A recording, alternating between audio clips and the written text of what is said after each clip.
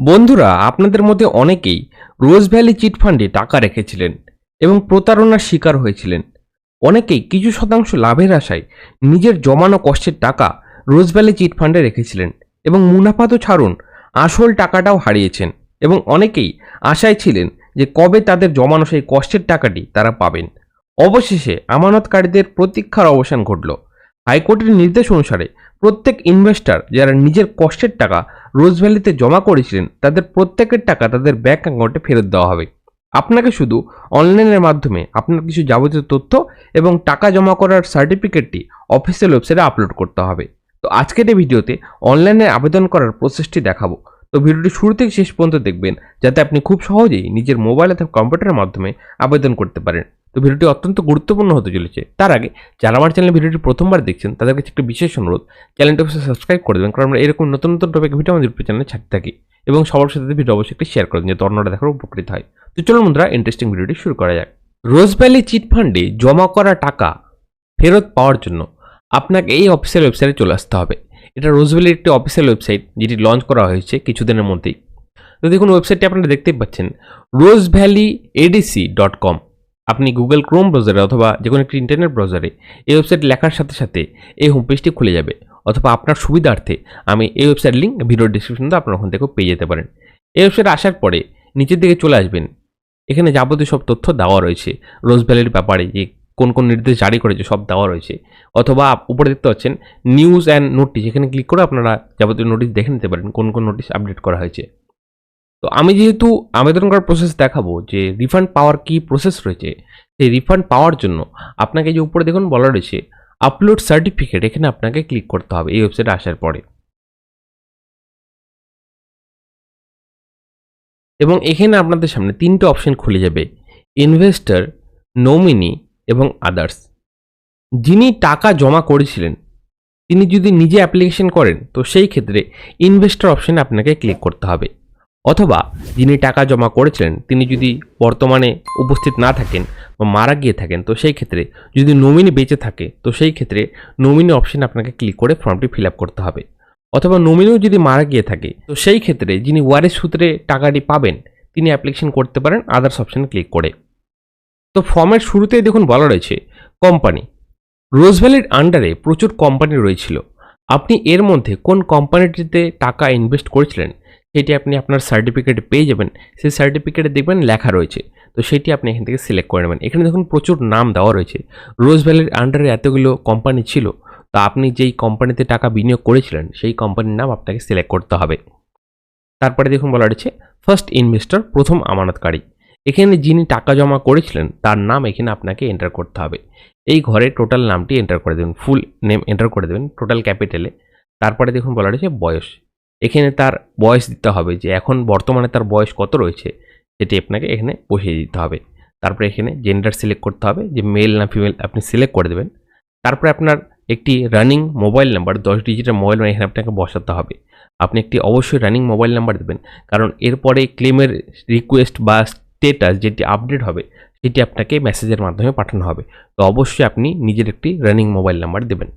তারপরে দেখুন বলা হচ্ছে আইডেন্টিটি টাইপ, এখানে আপনাকে সিলেক্ট করতে হবে যে কোনো একটা আইডি প্রুফ আপনাকে দিতে হবে। দেখুন বলা হচ্ছে Aadhaar card, driving licence, PAN card, passport, voter card. আপনার কাছে যেটি রয়েছে আপনি সেটি সিলেক্ট করে দেবেন। আপনি যে কোনো একটি দিতে পারেন। আপনি যদি আধার কার্ড সিলেক্ট করেন তো সেই ক্ষেত্রে এখানে আপনার আধার কার্ডের 12 ডিজিটের নাম্বারটি বসাতে হবে। ভালোভাবে দেখে এন্টার করবেন, কারণ এটি ভেরিফাই হবে। ভেরিফিকেশনে যদি রিজেক্ট হয় তো সেই ক্ষেত্রে আপনার ক্লেম পেতে কিন্তু সমস্যা হবে, আপনার ক্লেমটি কিন্তু দেওয়া হবে না। প্রথম আমানতকারীর তথ্য দেওয়ার পরে নিচের দিকে চলে আসবেন এবং এখানে দেখুন বলা রয়েছে সেকেন্ড ইনভেস্টর। এটি শুধু তাদেরকে ফিল আপ করতে হবে যারা জয়েন্টভাবে ইনভেস্টমেন্ট করেছিলেন, মানে দুজন মিলে ইনভেস্টমেন্ট করেছিলেন। তো তাদের ক্ষেত্রে এই সেকেন্ড অ্যাপ্লিকেশনটি অ্যাপ্লিকেবল। অথবা যদি কেউ নিজে একাই ইনভেস্টমেন্ট করে থাকেন তো সেই ক্ষেত্রে আপনি এটি স্কিপ করতে পারেন, আপনাকে এটি ফিল আপ করার দরকার নেই। তারপরে দেখুন বলা রয়েছে যে নেম অফ দ্য ফাদার, এখানে আপনার বাবার নাম আপনাকে ফুল লিখে দিতে হবে। তারপরে দেখুন বলা রয়েছে অ্যাড্রেস, এখানে আপনার অ্যাড্রেসটা আপনি ফিল আপ করে দেবেন এবং রাস্তার নাম এখানে আপনি এন্টার করে দেবেন। তারপরেই বলা রয়েছে ভিলেজ, টাউন অথবা সিটি, এখানে আপনার ভিলেজ, টাউন, সিটির নাম বসাতে হবে এবং পোস্ট অফিসের নাম আপনাকে এখানে বসিয়ে দিতে হবে এবং পুলিশ স্টেশনের নামটি আপনি এখানে বসিয়ে দেবেন। তারপর একটু নিচের দিকে চলে আসবেন, এখানে দেখুন বলা রয়েছে স্টেট, এখানে আপনি স্টেট সিলেক্ট করে দেবেন। এখানে প্রত্যেকটি স্টেটের নাম দেওয়া রয়েছে, তা আমরা ওয়েস্ট বেঙ্গল সিলেক্ট করে নিচ্ছি। তারপরে আপনার নিজের ডিস্ট্রিক্টটি আপনাকে সিলেক্ট করে নিতে হবে। তারপরে দেখুন বলা হচ্ছে পিনকোড, এখানে আপনার এলাকার 6 ডিজিটের পিনকোডটি আপনি বসিয়ে দেবেন। ডিটেলস দেওয়ার পরে নিচের দিকে চলে আসবেন। এখানে দেখুন বলা রয়েছে bank account details of investor, মানে যিনি আবেদন করছেন বা যার নামে ইনভেস্টমেন্ট হয়েছিল তার অ্যাকাউন্টের তথ্য দিতে হবে। যদি ইনভেস্টর বেঁচে না থাকে তো সেই ক্ষেত্রে নমিনির ব্যাঙ্ক অ্যাকাউন্ট আপনি দিতে পারেন। তারপরে দেখুন এখানে বলা রয়েছে name of the bank of investor, এখানে যেই ব্যাংকের তথ্য আপনি দিচ্ছেন সেইটি কোন ব্যাংক, সেই ব্যাংকটা আপনি সিলেক্ট করে দেবেন। এখানে প্রচুর ব্যাংকের নাম দেওয়া রয়েছে, তা আপনি সেই ব্যাংকটি সিলেক্ট করে দেবেন, যে ব্যাংকে আপনার অ্যাকাউন্ট রয়েছে সেটি আপনি সিলেক্ট করে দেবেন এবং সেই ব্যাংকের ব্রাঞ্চের নাম এখানে আপনাকে লিখে দিতে হবে। এবং পাশেই দেখুন বলা রয়েছে name of the branch code, ব্যাংকের ব্রাঞ্চ কোডটি এখানে আপনাকে লিখে দিতে হবে।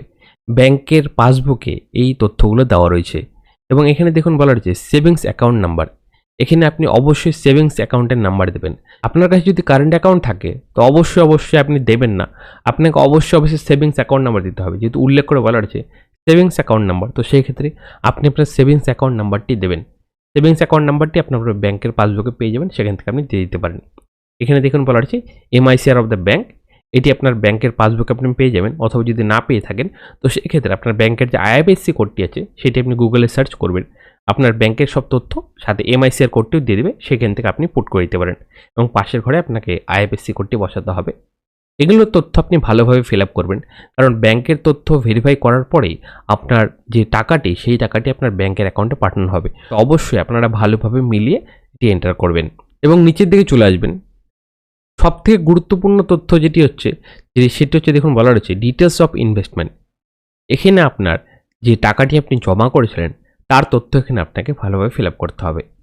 সবার প্রথমে দেখুন বলা রয়েছে investment certificate number oblique bond number, এখানে আপনার সার্টিফিকেট নাম্বারটি বসাতে হবে। আপনার সার্টিফিকেট নাম্বারটি রয়েছে সেটি আপনি এখানে বসিয়ে দেবেন। পাশেই দেখুন বলা রয়েছে name of the certificate holder, এখানে যিনি টাকা জমা করেছিলেন তার নাম এখানে ভালোভাবে লিখে দিতে হবে। ফুল নেম এন্টার করে দেবেন। তারপরে দেখুন বলা হচ্ছে ডেট অফ ইনভেস্টমেন্ট, আপনি কত তারিখে টাকাটি জমা করেছিলেন সেই ডেটটি এখানে আপনাকে বসাতে হবে। পাশেই দেখুন বলা হচ্ছে অ্যামাউন্ট অফ ইনভেস্টমেন্ট, আপনি কত টাকা জমা করেছিলেন সেই টাকার অ্যামাউন্টটি এখানে আপনাকে বসাতে হবে। এবং ডেট অফ ম্যাচুরিটি বলা রয়েছে, আপনার সার্টিফিকেট লেখা রয়েছে ডেট অফ ম্যাচুরিটি কত রয়েছে সেই ডেটটি আপনি এখানে বসিয়ে দেবেন। এবং পাশের ঘরে দেখুন বলা রয়েছে যে কোম্পানি থেকে কোনো টাকা কি পাওয়া গেছে, মানে আপনি কি এর আগে কোম্পানি থেকে কোনো টাকা রিসিভ করেছেন, যদি পেয়ে থাকেন তো সেই ক্ষেত্রে সেই অ্যামাউন্টটি এখানে আপনি বসিয়ে দেবেন। এবং কত টাকা আপনি এখনও ফেরত পাননি সেই অ্যামাউন্টটি এখানে আপনাকে বসাতে হবে। এবং পাশের ঘরে দেখুন বলা হচ্ছে কত টাকা প্রাপ্য, সেটি আপনি বসিয়ে দেবেন, যে আপনি এখন কত টাকা পাবেন সেই অ্যামাউন্টটি এখানে আপনি বসিয়ে দেবেন। সব তথ্য দেওয়ার পরে নিচে দেখুন বলা হচ্ছে কন্টিনিউ ফর ডকুমেন্টস আপলোড, এখানে আপনাকে ক্লিক করতে হবে। কন্টিনিউ অপশানে ক্লিক করার পরে দেখুন এখানে কতগুলো অপশান খুলে গেছে এবং সবার প্রথমে দেখুন বলা রয়েছে অরিজিনাল সার্টিফিকেট অফ ইনভেস্টমেন্ট, আপনি যেই টাকাটি জমা করেছিলেন রোজ ভ্যালিতে তার একটি সার্টিফিকেট আপনাকে অবশ্যই দেওয়া হয়েছে, সেটি একটি পিডিএফ ফরম্যাট আপনাকে এখানে আপলোড করতে হবে। অবশ্যই পিডিএফ ফরম্যাটে আপলোড করবেন, কারণ জেপিজিতে কিন্তু এটা আপলোড নেবে না, আপনি অবশ্যই পিডিএফ ফরম্যাটে আপলোড করবেন। এবং সাইজ যেহেতু বলা নেই তা আমি আপনাদের সুবিধার ক্ষেত্রে বলে দিচ্ছি যে আপনারা 100 থেকে 150 কেবির মধ্যে আপলোড করতে পারেন, তার কমও করতে পারেন, কোনো সমস্যা নেই, কিন্তু 100 থেকে 150 কেবি করলে আপনার ফাইল সাইজটি ভালো হবে এবং আপনার সার্টিফিকেটটি ভালোভাবে বোঝা যাবে। তো সেই ক্ষেত্রে সবার শুরুতে দেখুন বলা হচ্ছে অরিজিনাল সার্টিফিকেট অফ ইনভেস্টমেন্ট, এখানে আপনি আপলোড করে দেবেন। চুজ ফাইলে ক্লিক করার সাথে সাথে আপনার ফাইলটি চলে আসবে, সেখান থেকে আপনি সিলেক্ট করে নেবেন, তারপরে আপলোড অপশানে ক্লিক করে দেবেন। আপলোড অপশানে ক্লিক করার সাথে সাথে সেটি আপলোড হয়ে যাবে। এই যে আপনারা দেখতে পাচ্ছেন আপলোড করার সাথে সাথে এরকম ক্যান্সেল অপশান চলে এসেছে। আপনারা যদি ভুল কিছু আপলোড করে থাকেন তো সেই ক্ষেত্রে ক্যান্সেল করে আবার সেটি রিপিট আপলোড করতে পারেন।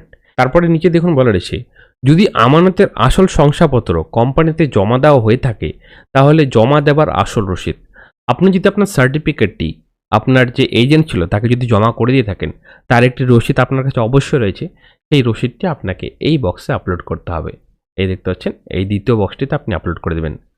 তারপরে দেখুন বলা রয়েছে অরিজিনাল অফ আইডেন্টিটি প্রুফ, এখানে আপনাকে যে কোনো একটি আইডেন্টিটি প্রুফ আপলোড করতে হবে। আপনি উপরে যেটি সিলেক্ট করলেন সেই আইডেন্টিটি প্রুফটি পিডিএফ ফরম্যাটে এখানে আপনাকে আপলোড করতে হবে। এবং অ্যাড্রেস প্রুফ হিসাবে আপনি যে কোনো একটি ডকুমেন্টস আপলোড করতে পারেন। এখানে দেখুন বলা রয়েছে passport, voter card, Aadhaar card, driving licence, electric bill, telephone bill এবং রেশন কার্ড, এগুলোর মধ্যে আপনি যে কোনো একটি আইডি কার্ড আপনি এখানে আপলোড করতে পারেন এবং অবশ্যই পিডিএফ ফরম্যাটে আপলোড করবেন। এই বক্সে আপনি আপলোড করে দেবেন।